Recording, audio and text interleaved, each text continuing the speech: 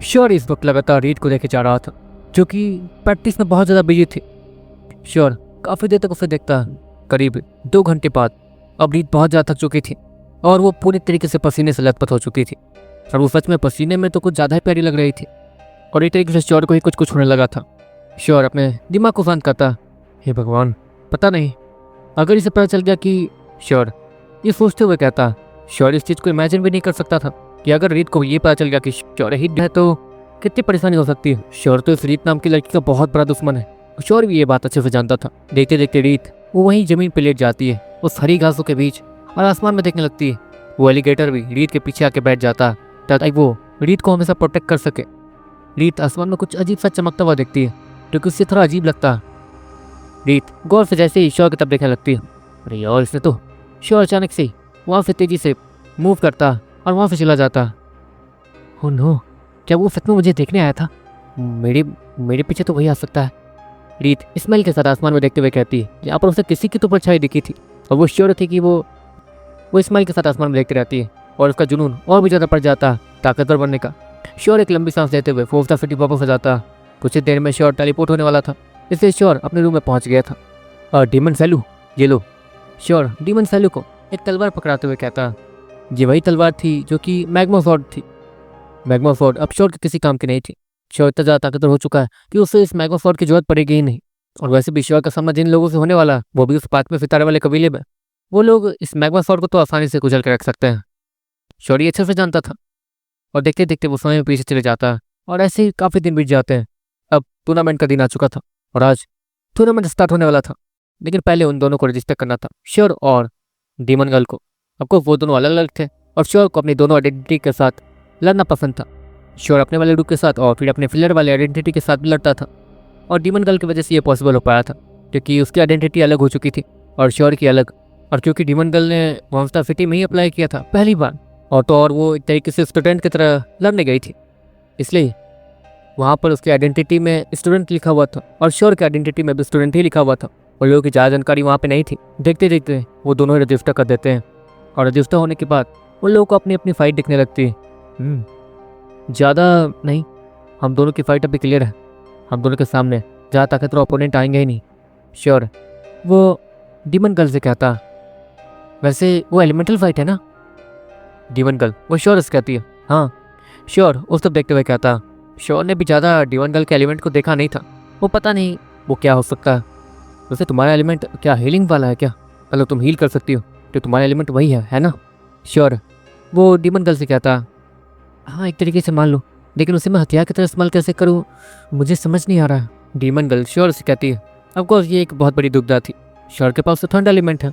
Sure अपने वाले रूप में आकर थर्ड एलिमेंट का इस्तेमाल करके एलिमेंटल फाइट को लड़ सकता है। रही बात फ्लेयर वाली बात में, मतलब अगर फ्लेयर को एलिमेंटल फाइट करना पड़ा तो श्योर किस एलिमेंट का इस्तेमाल करेगा श्योर को नहीं पता था।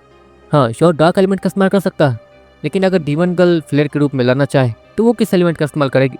एक तरीके से उसके पास शुरुआत से हीलिंग पावर्स है और उसे हीलिंग एलिमेंट ही मिला है, वो किसी को भी आसानी से हील कर सकती है। हाँ बस शर्त यह है कि वो उसके बराबरी का या फिर उससे कमज़ोर होना चाहिए, तभी वो अपने सामने वाले को हील कर पाएगी।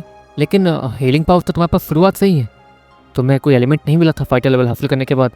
श्योर डीमन गर्ल से कहता, लेकिन डीमन गर्ल अपने सर को ना मिलाती है। अरे मेरी स्किल शुरुआत से ही हीलिंग है तो मुझे हीलिंग एलिमेंट ही मिला है। डीमन गर्ल श्योर से कहती है, अच्छा ठीक है, तो प्लेयर वाले रूप में मैं जाकर लड़ूंगा। श्योर वो डीमन गर्ल से कहता, ठीक है, लेकिन अगर हम दोनों अपोनेंट में आ गए तो क्या होगा, और अगर गलती से भी एलिमेंटल फाइट हो गई तो? डीमन गर्ल फिर से श्योर से कहती है, अरे सुबह बोलो। श्योर डीमन गर्ल से कहता, आज सुबह बोल सकती हूँ, लेकिन इस सिटी में नहीं तो दूसरी सिटी में, दूसरे नहीं तो तीसरी सिटी में, किसी भी सिटी में ऐसा हो सकता है, तो हमें इसकी तो सोच के रखना ही होगा कुछ। डीमन गर्ल श्योर से कहती है, देखो उस डार्क आर्मर के साथ तुम डार्क एलिमेंट का इस्तेमाल कर सकती हो। श्योर डीमन गर्ल से कहता है, आपको डीमन गर्ल अगर श्योर के डार्क वाइट का इस्तेमाल कर सकती है तो उसके डार्क एलिमेंट का भी इस्तेमाल कर सकती है उस आर्मर को पहनने के बाद। जनरल डार्क का वो आर्मर सच में कमाल का था और तो और श्योर के उस नीरोकोर ने उस स्किल को सीखने के बाद उसे ठीक भी कर दिया था।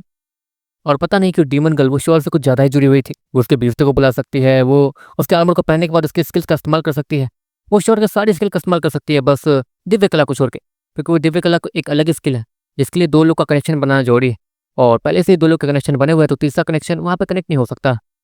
एक तरीके से ऐसा सीन था लेकिन श्योर वो डीमन गर्ल पे शक कर रहा था। पता नहीं कि मुझे इस पर शक हो रहा है कि ये झूठ बोल रही है, इसके पास पक्का कोई ना कोई एलिमेंट तो है। श्योर मैग्रॉन के कान में कहता है, हाँ लेकिन अभी के लिए तो सब कुछ ठीक है। अब क्या मतलब कंफर्म थोड़ी है कि तुम दोनों एलिमेंटल फाइट में ही फंस जाओगे। वो मैग्रॉन श्योर से कहता। देखते देखते टूर्नामेंट का समय आ जाता और अब श्योर और मैग्रॉन वो बीच स्टेज पे थे। श्योर की ताकत बढ़ के ऑलरेडी बायोमिक लेवल जा चुकी थी, लेकिन बायोमिक लेवल पे वो कहाँ पर है वो श्योर को नहीं पता था। मैग्रॉन भी उसी लेवल पे था और श्योर के काफ़ी सारे बीस्ट और डीमन गर्ल वो सब अभी जेरोन लेवल 7-8 पे चल रहे थे। श्योर ने उन सबको भी एवोल्यूशन लिक्विड दिया था ताकि वो लोग भी इवॉल्व कर पाए, लेकिन ज़्यादा समय ना होने की वजह से सभी लोग एक तरीके से श्योर जितना ताकतवर नहीं हो पाए थे अभी तक। लेकिन फिर भी उनकी जितनी ताकत है वो यहाँ पर धमाल मचा सकते हैं। देखते देखते सामने से कुछ लोग आते हैं। श्योर को पता था कि सामने से कौन आने वाला। सामने से दो खूबसूरत सी लड़की आ रही थी जिनकी फाइट श्योर और मैग्रॉन के साथ थी। श्योर और मैग्रॉन बीच ग्राउंड में खड़े थे और उन दोनों लड़कियों को आते हुए देख रहे थे। इन दोनों ही की ताकत बहुत ज़्यादा थी। ये लोग जेब्रॉन लेवल 4 पे थे। जाहिर सी बात है कि ये यहाँ पर ताकतवर लेवल माना जाता है। यहाँ पर अगर कोई जेब्रॉन लेवल 5 पहुँच जाए तो उससे काफ़ी ज़्यादा आगे वाले लेवल पे माना जाता है, मतलब वो लोग बहुत ज़्यादा ताकतवर होते हैं यहाँ पर। और अगर कोई जेब्रॉन लेवल 6 पे है तो वो यहाँ पर रह सकता है या फिर अगली सिटी में भी जा सकता है। श्योर चाहता तो कब का अगली सिटी जा चुका होता, लेकिन श्योर को हर टूर्नामेंट में एक तरीके से पार्टिसिपेट करना बहुत ज़्यादा पसंद था। और होता ये था कि टॉप 10 में पहुंचने के बाद निचले सिटी को भी श्योर और मैग्रॉन की फाइट को दिखाया जाता था। इसलिए श्योर और मैग्रॉन को भी इस चीज़ में मजा आने लगा था। निचले जितने भी लोग जो कि श्योर को जानते हैं और उसके जितने भी दुश्मन वो सब भी श्योर को देखे जला करते थे। इस पर यही सब सोचते हुए श्योर आगे देखता जहाँ पर वो दोनों लड़कियाँ एक साथ आके सामने खड़ी हो जाती हैं श्योर और मैग्रॉन के। तो तुम दोनों हो वो? वैसे सुना है कि बड़े बड़े टीम लीडर्स के साथ जान पहचान है तुम्हारी। हाँ थोड़ी बहुत टैलेंटेड हो गए इसलिए हाँ तुम्हारे बारे में कुछ कुछ सुना भी है, जो कि हाँ इम्प्रेसिव है। लेकिन अब बिना ताकत के तुम इस टूर्नामेंट को नहीं जीत पाओगे, क्योंकि यहाँ पर ताकत के साथ का दिमाग और सारी चीज़ें सारी स्किल्स अच्छी होना जरूरी है। अगर गलती से एलिमेंटल फाइट आ गई या तुम्हें एलिमेंटल फाइट करना नहीं आता तो क्या करोगे? ओ बच्चा हार मान जाएगा। वो लड़की श्योर का थोड़ा बहुत मजाक उड़ाते हुए कहती है। श्योर वो बदले में स्माइल कर देता। अब कुछ इन लोगों को श्योर के बारे में ज़्यादा नहीं पता था, और अगर अच्छे से पता था भी कि श्योर ने कैसा कारनामे किए तो फिर भी इन लोगों को ये नहीं पता था कि श्योर कितना ताकतवर है। श्योर को यहाँ आए कुछ समय हुआ है और श्योर ने यहाँ पर ज़्यादा धमाका मचाया नहीं था एक तरीके से अपनी ताकत को दिखा के। हाँ अपनी एलिमेंटल स्किल वगैरह दिखा के उसने काफ़ी सारे लोगों को इम्प्रेस तो कर दिया था, लेकिन अभी कुछ लोग थे जो कि श्योर को कमजोरी समझते थे ताकत के मामले में, और इसमें श्योर भी ज़्यादा कुछ कर नहीं सकता था। जो भी होगा फाइट में देखा जाएगा, पहले ये देखते हैं कि हमारी फाइट होगी कैसे। श्योर इतना कहता है और राइट साइड में एक बड़ी सी स्क्रीन पर देखता है जहाँ पर बहुत सारे वर्ड्स वो ऊपर नीचे हो रहे थे, मतलब कि उसमें से रैंडमली कोई भी वर्ड आने वाला था। देखते देखते वहाँ पर फाइट लिखा हुआ जाता है। फाइट का मतलब ये था कि श्योर मैग्रॉन और बाकी सभी अपनी सारी स्किल्स का इस्तेमाल कर सकते हैं।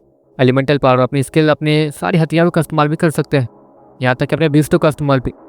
श्योर उसकी तो खुशी का ठिकाना नहीं था। श्योर बस अपने एक बीस्ट को भी बुला दे तो वो आराम से सामने वालों का काम तमाम कर सकते हैं। लेकिन हाँ जब तक मेंबर्स की फाइट चल रही है तब तक कोई भी अपने बीस्ट को नहीं बुला सकता है। अगर बीस्ट को लड़वाना है तो मेंबर्स नहीं लड़ सकते हैं, सारे बीस्टों को अलग से लड़ने देना होगा। बीस्ट बीच से ही लड़ सकते हैं और इंसान इंसान से। ऐसा सीन था यहाँ पर। देखते देखते उनमें से एक लड़की के हाथ वो चील के पंख में बदल जाते हैं और वो तेजी से आसमान में लॉन्च हो जाती है जैसे कि किसी की रॉकेट को लॉन्च कर दिया गया। दूसरी लड़की उसके पीठ के ऊपर भी एक पंख निकलते हैं जो कि बटरफ्लाई के जैसे थे और काफ़ी ज़्यादा अच्छे लग रहे थे। वो लड़की भी टिमटिमाते हुए सितारे की तरह ऊपर उड़ने लगती है। क्या हुआ, अब लड़ नहीं पाओगे? वो दोनों लड़कियाँ श्योर का मजाक उड़ाते हुए कहती है। ये दोनों लड़कियाँ इन्हें कैसे चोट पहुँचाएंगी, मतलब लड़ना कैसे है इनसे? मैग्रॉन श्योर के कान में कहता, मुझे क्या पता, मैंने कभी लड़कियों से मुकाबला करने का सोचा नहीं है। श्योर मैग्रॉन से कहता, ठीक है तो इन्हें तुम ही संभालो। मैग्रॉन श्योर से कहता। इसके बदले में श्योर अपने हाथों को ऊपर करता और देखते देखते श्योर के हाथों से बहुत तेज बिजली निकलती है और वो दोनों ही हरे और लाल रंग की बिजली एक एक जाके उन दोनों लड़कियों को लगती है और वो दोनों लड़कियाँ क्रैश एरोप्लेन की तरह नीचे जाके गिरती हैं और बेवकूफ़ हो जाती हैं। देखते देखते श्योर और मैग्रॉन उस लड़ाई को जीत जाते हैं और तो श्योर और मैग्रॉन वहाँ से चुपचाप निकल भी जाते हैं ऐसा कि वहाँ कुछ हुआ ही ना। वो दोनों लड़कियाँ सच में बहुत ज़्यादा खूबसूरत मानी जाती थी इस शहर में, और तो और ताकतवर भी। और तो श्योर और मैग्रॉन ने उनमें कोई भी इंटरेस्ट दिखाया ही नहीं था, क्योंकि बहुत ज़्यादा अजीब बात थी। ऑफकोर्स प्यार की कोई उम्र नहीं होती है। इस वक्त ऑडियंस के बीच सन्नाटा छाया हुआ था। देखते देखते नेक्स्ट फाइट शुरू होती है जहाँ पर अब फ्लेयर की बारी थी अपने सामने मौजूद दोनों इंसान से लड़ने की। वो दोनों आदमी बहुत ज़्यादा ताकतवर लग रहे थे और उनकी बॉडी तो सच में बहुत ज़्यादा खतरनाक थी। उनकी बॉडी पत्थर जैसी दिख रही थी और बहुत ज़्यादा डरावनी भी लग रही थी। क्यों लड़के अकेले लड़ना चाहते हो? वो आदमी सामने मौजूद प्लेयर को देखते हुए कहता, क्लियर वो बदले में कुछ नहीं कहता। मैं अकेला हूँ तो मैं अपने एक बीस्ट को बुला सकता हूँ ना अपनी मदद के लिए। प्लेयर ऊपर देखते हुए कहता, क्योंकि असल में श्योर ही था। श्योर तुरंत ही फ्लेयर वाले रूप में यहाँ आ गया था। देखते देखते श्योर के बगल में उसका म्यूटेंट ग्रास ऊपर दिखना शुरू हो जाता, क्योंकि श्योर के बगल में खड़ा हो गया था। सभी लोग उस म्यूटेंट ग्रास ऊपर को देखे तो हैरान हो गए थे, क्योंकि ऐसा भी उन लोगों ने नहीं कभी देखा था और ना ही कभी इसके बारे में सुना था, और ना ही इसके बारे में किसी ने भी स्टूडेंट ने पढ़ाई कर रखी थी। एक तरीके से ये बीस्ट उनके सब्जेक्ट के बाहर था। सभी लोग हैरान दिखने लगते हैं। ओहो, एक बीस्ट जो कि शायद प्राचीन है। कोई बात नहीं, तुम ऐसे भी हमें हरा नहीं पाओगे। वो आदमी वो फ्लेयर को देखते हुए कहता है, अरे नहीं नहीं, किसने कहा कि मैं तुम्हें हराऊंगा? असल बात यह है कि मेरा ज़्यादा मूव करने का मन नहीं है, मेरा मन नहीं है तुम लोगों से लड़ने का, इसलिए बस मैंने अपने बीस्ट को बुला लिया। सारी चीज़ें तो यही संभाल लेगा।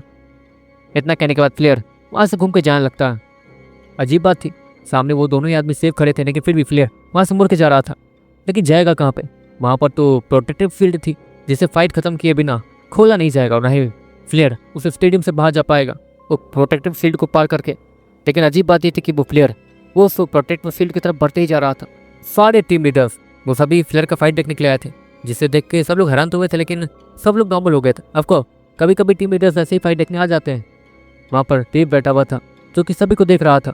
अजीब बात है, ये आखिर सोच क्या रहा है और कर क्या रहा है? देव वो कबीर से कहता, मुझे क्या पता, हम लोग तो वैसे भी यहाँ पर इसकी फाइट देखने आए कि ये इतने दिनों में कितना इम्प्रूव हुआ है। एक तो ये दिखा नहीं कभी किसी को, और बिना देखे इम्प्रूव करना ये तो अजीब ही है। क्या ये जंगल में रहता है क्या? कबीर वो हंसते हुए कहता, और सारे टीम लीडर्स सामने उस फ्लेयर को उस प्रोटेक्टिव फील्ड के पास देते हुए जाते हुए देखते हैं। अब वो उस प्रोटेक्टिव फील्ड कितना पास पहुंच गया था कि अब अगर वो आगे बढ़ा तो उस प्रोटेक्टिव फील्ड से टकरा जाएगा। सभी लोग अच्छे से जानते थे, लेकिन जैसे ही वो उस प्रोटेक्टिव फील्ड से टकराने वाला था, इतने में ही वो पूरी प्रोटेक्टिव फील्ड पूरे स्टेडियम से गायब हो जाती है, और प्लेयर वो नॉर्मली वहाँ से चलता हुआ चल जाता है। यहाँ तक कि उसका वो बीस्ट वो म्यूटेंट ग्रासहॉपर वो भी वहाँ नहीं था। ये सब क्या हो रहा? सभी लोग हैरानी से इतना कहते हुए खड़े होते ही इतने में ही उन्हें आसमान से दो लोग गिरते हुए दिखते हैं, जिनकी हालत बहुत ज़्यादा खराब थी, और नीचे गिरते ही उन दोनों की हालत सच में बहुत ज़्यादा खराब हो जाती है। उनके बॉडी के ऊपर एक एक चीरने के निशान थे, जो कि उनके पूरे बॉडी से खून निकाल रहे थे, और इतना ज़्यादा खून निकलने की वजह से वो बेहोश हो गए थे।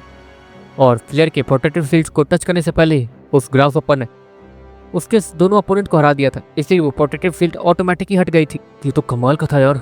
वो आदमी है कौन? अरे वो छोरो बंदा है कौन? सभी लोग हैरानी से चिल्लाते हुए कहने लगते हैं। सारे टीम लीडर्स भी बहुत ज़्यादा हैरान थे कि आखिर ये सब चल क्या रहा है। देखते देखते श्योर अपने कमरे में आता है और एक लंबी सांस लेता है। चलो आज का टूर्नामेंट तो हो गया, अगला टूर्नामेंट कल है। काफ़ी सारे लोग तो हिस्सा भी नहीं ले पाए इस टूर्नामेंट में, क्योंकि हाल फिलहाल में जो चीज़ें हुई उसकी वजह से काफ़ी सारे लोग घायल हैं। और अगर गिन के देखा जाए तो ये पूरी फाइट करीब 7 दिनों के अंदर खत्म हो जाएगी, वरना अगर सभी लोग होते तो कम से कम ये फाइट 2 हफ्ते तो चलती ही। श्योर मैगन से कहता, अब देर रात हो रही थी, हम दोनों को टेलीपोर्ट होकर जंगल जाना था, क्योंकि आज वो लोग थोड़ा आगे बढ़ना चाहते थे और अपना को भी ज़्यादा ताकतवर बनाना चाहते थे। श्योर बारी बारी सभी को न्यूरो को लिक्विड दिया जा रहा था, ताकि बारी बारी उसके सारे बिस्तों की ताकत बढ़ जाए। श्योर देखते देखते वो महल पहुंच जाता है, और महल से वो दोनों ही सीधा जंगल के लिए निकल जाते हैं। वैसे वो राजकुमार अभी तक वापस नहीं आया, कह रहा था कि फायर क्वीन को पकड़ने जा रहा है, लेकिन वो तो कोई लड़की है, उसे पकड़ के क्या होगा? श्योर वो मैगॉन्स कहता, अब मुझे भी इसके बारे में ज़्यादा पता नहीं, क्योंकि देखो मैं देवता हूँ, मुझे पता होना चाहिए, लेकिन मैं धरती ग्रह पर ज़्यादा ध्यान नहीं देता था। धरती ग्रह तो कमजोरों का दुनिया, मतलब बुरा मत मानना, लेकिन धरती ग्रह के लोग हमारे सामने कुछ नहीं है, मतलब हमारी नज़र में तो। बैकग्राउंड श्योर कहता, और श्योर एक लंबी सांस लेता। ऑफकोर्स श्योर इंसान होकर किसी चींटी पर थोड़ी ध्यान देगा कि वो अपने बिल के अंदर क्या कर रहा है, क्या खा रहा है, कैसे जी रहा है। श्योर इन सारी चीज़ों पर ध्यान थोड़ी दे सकता, और यही सीन बिल्कुल मैग्रोन के साथ था। मैग्रोन के लिए इंसान किसी चींटी की तरह ही थे। मैग्रोन इतना ताकतवर था अपने समय में। श्योर उसके बाद का बुरा नहीं मानता, और लोग धीरे धीरे आगे बढ़ते रहते हैं। आधी रात तक तेजी से आगे बढ़ने के बाद श्योर और मैग्रोन उड़ना शुरू कर देते हैं, क्योंकि उन्हें कोई बीस्ट दिखा ही नहीं था। यहाँ तक कि मोटे कीड़े और येलो पिंसर को भी कोई बीस्ट नहीं दिख रहा था। श्योर और मैग्रोन काफ़ी देर तक आगे जाते रहते हैं, तभी उन्हें सामने एक अजीब सा बीस्ट दिखता है, जो कि पानी पी रहा था एक छोटे से तालाब से। श्योर और मैग्रोन उस बीस्ट के पीछे पहुंच जाते हैं। इसकी ताकत जितनी भी है हमसे ज़्यादा है, मतलब अगर इसका नीरू को लिक्विड हासिल कर लिया तो कम बन सकता है। श्योर मैग्रोन से कहता, वो दोनों ही पेड़ के पीछे चिपके उस बीस्ट को देख रहे थे। उस बीस्ट का साइज बहुत ज़्यादा बड़ा था, और उसके बॉडी की स्केल वो बहुत ज़्यादा सख्त लग रहे थे। मतलब नीरू का लिक्विड वो कहाँ पर है श्योर ये तो पता लगा लेगा, लेकिन नीरू को इंजेक्शन वो उसके बॉडी में नहीं घुसा सकता है, जब तक कि श्योर उस बीस्ट के ऊपर के स्केल को पूरी तरीके से तोड़ ना दे। श्योर ये भी देखता है कि उस बीस्ट की ताकत श्योर से ज़्यादा है, मतलब श्योर उससे भारी ऐसे नहीं पड़ सकता। और तो और एक और परेशानी थी, वो बीस्ट कैसा दिखता है श्योर ये भी नहीं बता सकता। ऑफकोर्स ये प्राचीन समय में है और यहाँ पर कोई बीस्ट किसी के जैसा भी दिख सकता, या फिर श्योर तो उस बारे में सोच भी नहीं सकता है कि यहाँ के बीस्ट दिखते कैसे होंगे, नहीं इमेजिन कर सकता। और वैसे भी यहाँ पर अजीबोगरीब बहुत सारे प्राचीन बीस्ट हैं जिनके बारे में श्योर के समय में भी किसी को भी नहीं पता, और वो यहाँ पर इवॉल्व होकर किस तरीके की बॉडी हासिल कर चुके हैं, कैसा दिखते हैं, वो भी श्योर को बिल्कुल भी अच्छे से पता नहीं था। इसलिए श्योर को नई नई चीज़ें हर दिन दिखती थी। श्योर इस बड़े से बीस्ट को देखता जिसका एक लंबा सा पूंछ था, जिसमें पूरी तरीके से स्केल लगा हुआ था। स्केल मतलब जो मछली के ऊपर जो होती है ना स्केल, वो स्केल में कहना हो, ठीक है। वैसे स्केल उसके बीस्ट पे पूरी बॉडी पे है, ठीक है। श्योर उस बीस्ट को देखते रहता। श्योर ब्लैक स्नेक के जीन्स को अपने साथ कंबाइन करता और उस बीस्ट के नीरोकोर को ढूंढने की कोशिश करने लगता। श्योर को आखिर में उसका नीरोकोर उसके टांगों में दिखता। नहीं बाप रे बाप, उसके टांगों के पास जाऊंगा तो पक्का वो मुझे कुचल देगा। श्योर मैगलोन से कहता, वो तो है, हमें एक सही मौके का इंतजार करना होगा। वैसे भी ये नीरोकोर लिक्विड मतलब ये नीरोकोर इंजेक्शन वो किसी को भी दर्द नहीं पहुंचाता। अगर ये सो जाए, अभी तो रात हो रही है, अगर ये सो जाता तो हम लोग चुपचाप जाके इसका नीरोकोर लिक्विड निकाल सकते हैं। मैगलोन श्योर को आइडिया देता, हाँ ये भी सही है।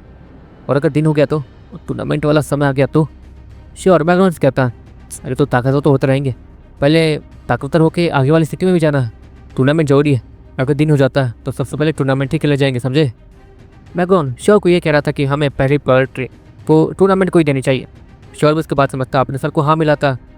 जिसके बाद वो लोग करीब 4 घंटे तक उस बड़े से गोल बटोल से स्केल वाले बीस्ट का पीछा करते हैं, जो कि ठुनठुनाते हुए चल रहा था। उसकी पूंछ वो बहुत बड़ी थी, यहाँ तक कि उसके पूंछ ने काफ़ी सारे पेड़ पौधों को एक सेकंड में चीर कर रख दिया था और काट के अलग फेंक दिया था। और तो और उस बीस्ट के चलने की आवाज़, वो तो बाप रे बाप, पूरी धरती हिल रही थी वैसा साउंड आ रहा था। श्योर वो तक से कॉन्सनट्रेट नहीं कर पा रहा था। वो जिस तरीके से वो बीस्ट चल रहा था उसकी वजह से पूरे ज़मीन में वाइब्रेशन फैल रहा था और श्योर का सर वो बार बार वाइब्रेशन मोड में जा रहा था, जिसके कारण श्योर को थोड़ा चक्कर से भी आ रहा था। लगता है ये इसका एलिमेंट है, लेकिन ये एलिमेंट कौन सा है वो नहीं पता। हो सकता है कि कोई प्राचीन एलिमेंट हो। वो एलिमेंट इसके पूरी बॉडी में है और थोड़ा इसके टांगों को चलने की वजह से यहाँ आसपास के पेड़ पौधे जो पूरी तरीके से वाइब्रेट हो रहे हैं किसी स्पीकर की तरह। मेरा सर भी उसी की तरह हो रहा है और मुझे तो चक्कर भी आ रहा है। श्योर मैगलोन से कहता, एक काम करते हैं, हम इसका पीछा हल्का सा उड़ के करते हैं।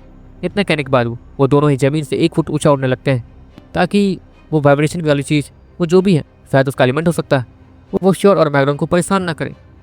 श्योर और मैगलोन उस बीस को बहुत देर तक फॉलो करते हैं और अब तो सूरज भी उगने वाला था।